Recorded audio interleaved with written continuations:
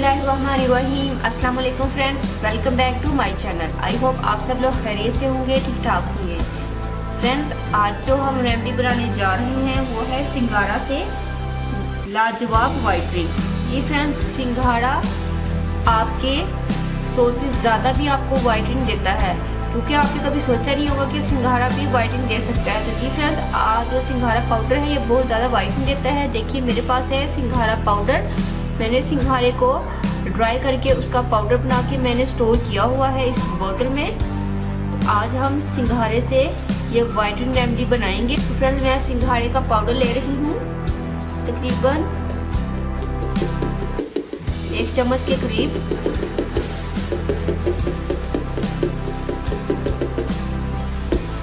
ये मेरे पास तकरीबन 1 टेबलस्पून सिंघाड़े का पाउडर आ गया है।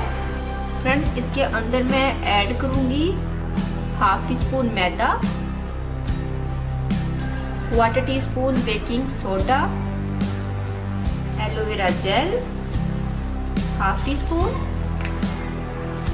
जरा सा हनी तकरीबन 1/4 टीस्पून,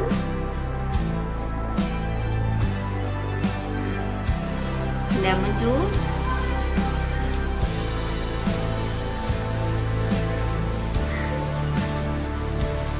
टेबलस्पून,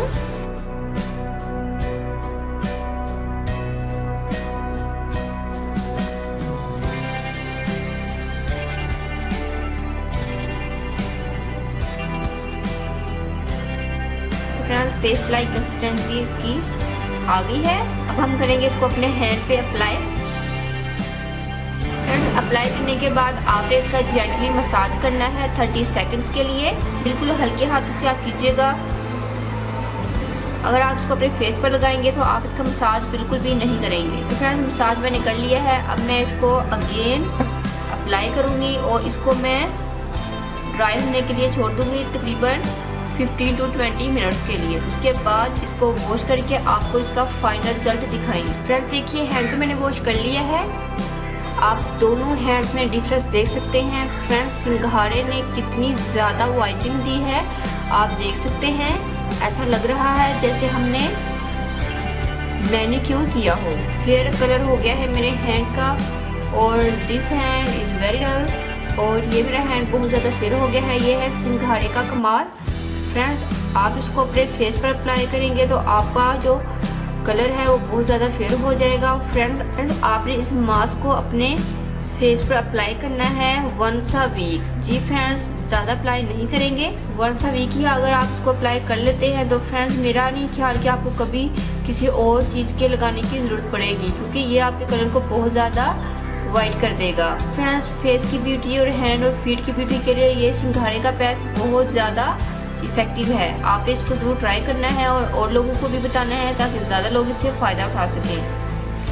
फ्रेंड्स, जिन लोगों की स्किन सेंसिटिव है वो अपने फेस पर लगाने से पहले इसका पैच टेस्ट कर लिया करें। अपनी एयर लोब के पीछे आप इसका पैच टेस्ट कर सकते हैं। सेंसिटिव स्किन वाले इसके अंदर बेकिंग सोडा और लेमन जूस मत ऐड करें। वो इसके अंदर मिल्क ऐड करके इसका पेस्ट बना सकते हैं, क्योंकि लेमन और बेकिंग सोडा ये हर किसी को सूट नहीं करता।